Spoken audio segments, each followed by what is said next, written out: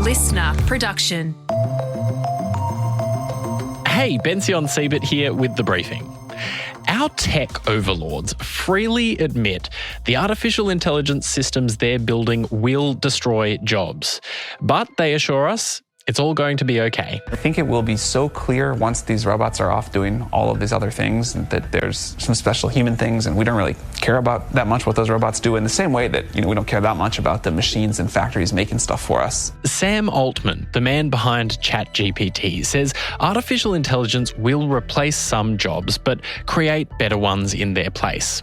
Fellow AI system owner and world's richest person, Elon Musk, tends to agree. A lot of jobs that currently exist won't exist in the future, but I think there will be new jobs. And I do think, like in a benign AI scenario, we will really have an age of abundance. Musk is famously in the habit of predicting things that do not come true. Where is the 90% self-driving Tesla you promised in 2014, Elon? Anyway, various think tanks, companies, and international organisations have published reports over the years that paint a much less rosy picture. The global consultancy giant McKinsey & Co. released modelling last month suggesting 9% of Australian workers, that's 1.3 million people, could be forced to change careers in only the next 5 years. I will repeat that, over 1 million people, 5 years. Australian think tank Social Policy Group released even more alarming modelling in December, suggesting that 1 in 5 Aussie workers could be out of a job in the low end of AI adoption within 5 years, or a full third of Australian workers unemployed because of AI at the high end of AI adoption. Right now, Australia's unemployment rate is very low by historical standards, and if a job loss tsunami is on the horizon, it has yet to crash onto our shores. So this episode of The Briefing, we are focusing on the present. In part 1 of this special 3-part series, we look at what AI is doing to jobs right now in this country. In parts 2 and 3 over the next couple of afternoons, you'll hear from workers integrating AI into their jobs so that they're not replaced by it. And we'll hear from experts about what you can do to protect your career and what anyone else is doing to help you make the transition in this new world. First, let's hear from someone who has experienced the impact of AI firsthand. Hi everyone, it's me, Healthy Harold. Now, you may not have heard of Thomas G. Burt, but you have almost certainly heard his voice. All new Game of Thrones, Monday nights on HBO Go. From big commercials. But then I remember CommBank Instant Payments with Osco. Crisis averted. Sydney's greatest mix of rock. Triple M. To some very fun audiobooks. Gethin pressed on his inner thigh as he hobbled a few metres away to check on himself. To dozens of video game and animated characters. Never trust the timer! And once safely removed, you slather it with butter! And a lot more. Tom has spent more than a decade working as a voice actor, prolifically making a contribution to what it sounds like to live in Australia. He says what's happening to his industry is a canary in the coal mine for the rest of us. Tom Burt, welcome to The Briefing. Hello, thank you for having me. How much of your life have you spent preparing and training to be a voice actor? So I had a kind of weird journey into voice acting and into the entertainment industry in general. I started on the sound engineering and lighting engineering side of things, all the way up the very back of the theatre, doing little gremlin things in front of a sound desk. And I sort of saw the people down on stage and went, oh, that looks like a lot of fun. Really want to start doing that. So that was about 16 years ago now. And I've been in the entertainment industry ever since. And then I started getting into voice acting after drama school and went, oh, this is something I want to spend the rest of my life doing. It was an absolute passion. And I had a lot of fun in my little padded rooms speaking to a microphone by myself. What was it about voice acting that you wanted so much? Why did you want that career? I grew up playing a lot of video games. I was that kind of kid. I was either reading or gaming or finding weird little science experiments to do in my room. And video games and animation was always something that brought me a lot of joy and something that sort of made me feel like I was part of a wider community. And working on this kind of stuff is similarly, like you're not there on set with a whole bunch of things surrounding you. It's just you and a microphone and a director trying to create this like big imaginative world running across a battlefield, or even just doing audiobooks, speaking directly into someone's ear. Creating that sort of like little intimate moment is a really beautiful thing, I think. And being part of that process has always sort of thrilled me. And it's acting that you can do all over the world from your living room. So it's a really special little industry. You made a pretty successful business out of this. Can you tell me about that?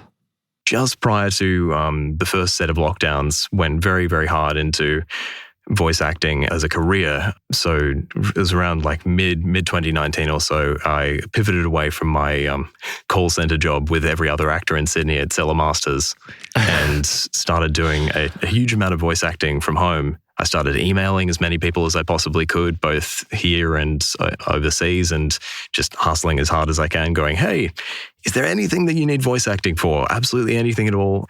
And yeah, it was my full-time gig for the last 5 years now. And over the last year and a half, it's just gotten quite interesting industry-wise. But I'm the voice of Healthy Harold. For those of you that grew up with him, I've done a few ads that you definitely would have heard here and there. I've been the voice of Google, Canva, Atlassian, lots of big Australian companies. I'm often the guy on the website saying, hey, here's what our product is, this is what it can do, and here's a few details about it. Amazing. And can I just ask about the financial aspect of that? How much money-ish a year were you making in voice acting? Has that been able to support you? So at the very height of it, I'd just cracked over 100 grand. It was something that I'd worked incredibly hard for. I was marketing myself like crazy, sending thousands of emails a month and trying to build the business that way. It was never going to be, say, like a real estate agent salary, God forbid, but it was getting close there for a second. And it's just collapsed over the last couple of years. You then did one particular job with one particular organization, and that was a bit of a turning point for you. Tell me what happened. So I can't get too much into the details because of NDAs we signed, but I'm going to skirt the line a little bit. So it was a bunch of us, we would get together regularly and be doing these children animated series. It was like a real creative moment between all of us and getting to actually produce this thing together. Roughly halfway through the contract, they cancelled everything, said, oh, no, views just aren't good enough, and canned the project. Then a year or so later, we find that the client has been uploading videos on YouTube again with AI versions of all of our voices. So they had reinvigorated the project, decided that they owned all of those previous recordings and fed them into a machine and started making more work from it. It sounded horrible. They only did a few episodes worth, but we had to pursue a pretty lengthy legal thing with the union, sending cease and desist letters. Technically, they were well within their rights because of the very vague contract and the fact that this technology didn't exist when we started the job. We were just screwed by the wording of the contract. So that from there really just sort of was the beginning of the end for me. That was something going, oh, okay, this passion, this thing that I put so much work into, so much creative energy and so much dang debt, getting the studio set up, getting the drama education, all of that, going, oh, okay, they can just take all of that. They can grab my voice, they can pirate it, and they can use it for whatever they like. That really was a bit of a turning point for me going, okay, I think in the long term and even in the immediate short term, the industry is screwed. It's so much cheaper to get machines to do this job. And how much do people care? That's the real thing. And most people would like to say that they really do, but it's coming to a purely financial decision at the end of the road. And yeah, it's getting more and more dicey out there. So this business cloned your voice without your consent? Yes. Yeah, completely without our consent, without letting us know even. Even a heads up would have been nice so we could protest there and then, as opposed to finding the videos out there going, oh my God, that's me, and having a complete breakdown over it. If your voice is out there in all kinds of public ways, from Google to Healthy Harold, can anyone take a recording of your voice on the internet and clone it? Yeah, Yeah, they can. I would really prefer they didn't, but the technology's out there and you can do it from as little as a few words. And it's getting better all the time. It's happening to high-profile voice actors. It's happening to folks at the very beginnings of their careers that are submitting for auditions and getting their voices pirated from those. It's something that's across all the different levels of the industry. Have you experienced someone cloning your voice and using it for either not safe for work purposes or any like vile content? Not specifically yet. This is something that's terrible, but it is something that happens much more as a woman on the internet. I'm in the position where I don't have to worry about that quite as much. I've had it pirated for commercial purposes already, but it's something that's really, really affecting a lot of female voice actors and just female celebrities in general. It happens to everyone all the time. Acting and voice acting are not sort of generally considered to be careers that are, a sure thing. Like if you train to be a nurse, you're pretty likely to get a job as a nurse. Acting is sort of seen as a dream for a lot of people. Did you always have some kind of plan B? Honestly, I thought voice acting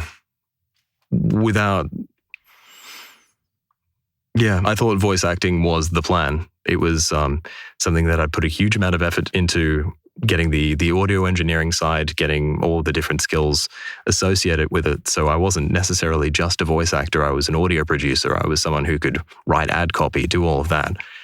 So many of those jobs are now taken by AI. My fallback career was, hey, I'd love to be a copywriter someday or work in marketing. Those jobs are starting to go the way of the dodo as well.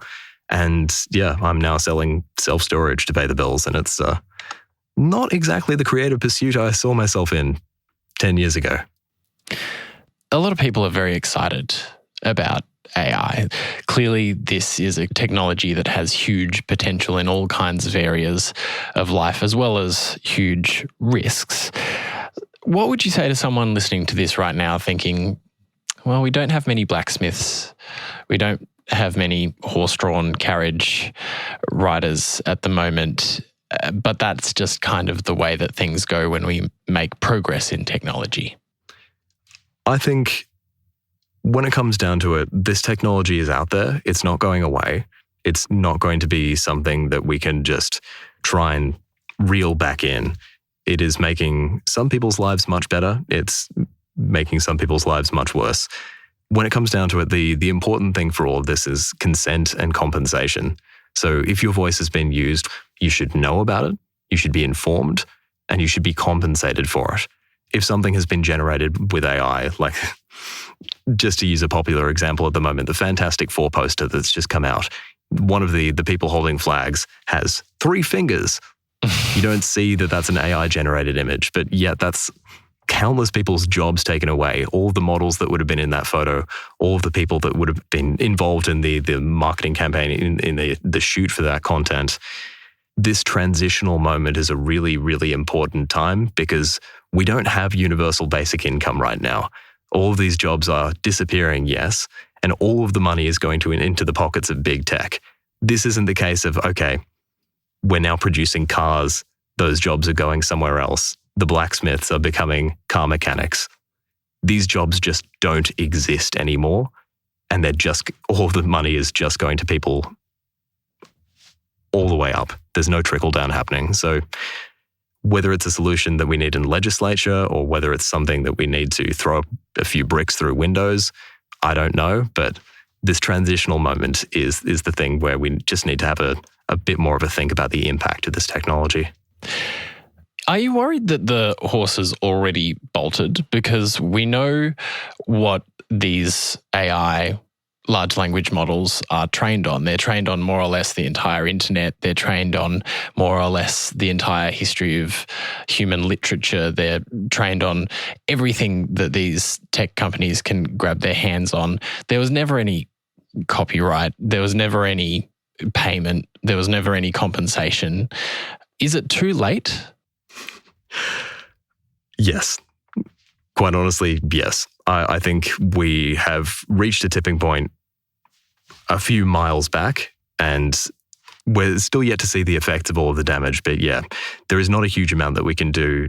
We are going to see an enormous amount of industries disappear, particularly where the creative output, the thing that is being generated by all of these, disappear over the next few years. And I think that's going to be an incredibly sad thing, because we're going to see only people coming from incredible privilege actually being able to do any of this work. If you don't have to support your family, if you don't have to constantly work for a living, almost all humans will opt for art.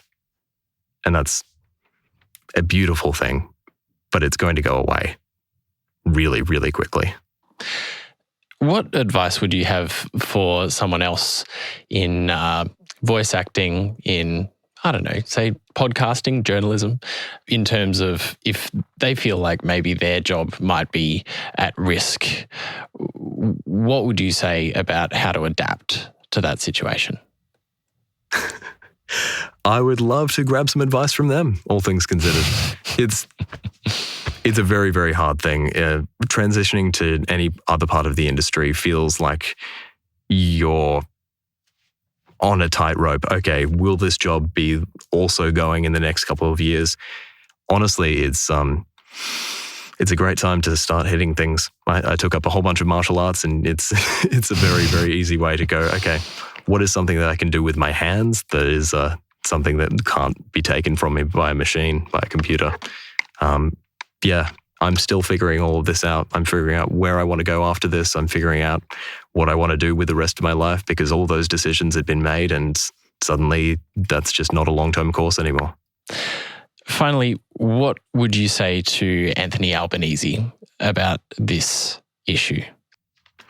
If not for the sake of individual artists, for the sake of the Australian economy as a whole, we have a huge arts and creative industries sector here, and we produce a lot of fantastic art. So watching that disappear over the next 5 years would be an incredible disgrace for the Australian people, for the Australian government. So just keep supporting the industry as much as we can, and just, find ways to adapt, find ways to keep supporting our arts. Thomas Siebert, thanks so much for joining us on The Briefing. Thank you. That was Thomas G. Burt speaking with me there. Thanks for listening to part 1 of The Briefing's special 3-part series on AI and Australian jobs. In part 2, tomorrow afternoon, we find out how Australian healthcare professionals are using AI to avoid being replaced by it. And on Wednesday, in part 3, we'll explain just what you can do to protect your career and what anyone else is doing to help you do that. If you found this episode interesting, if maybe a little alarming, why not share a link with a friend or on your socials? It's a really easy way that you can support us and all we do here at The Briefing. You can also get a whole lot of exclusive video content from us on our Instagram at The Briefing Podcast, and on TikTok and YouTube, just search Listener Newsroom. I'm Bension Siebert. Catch you next time.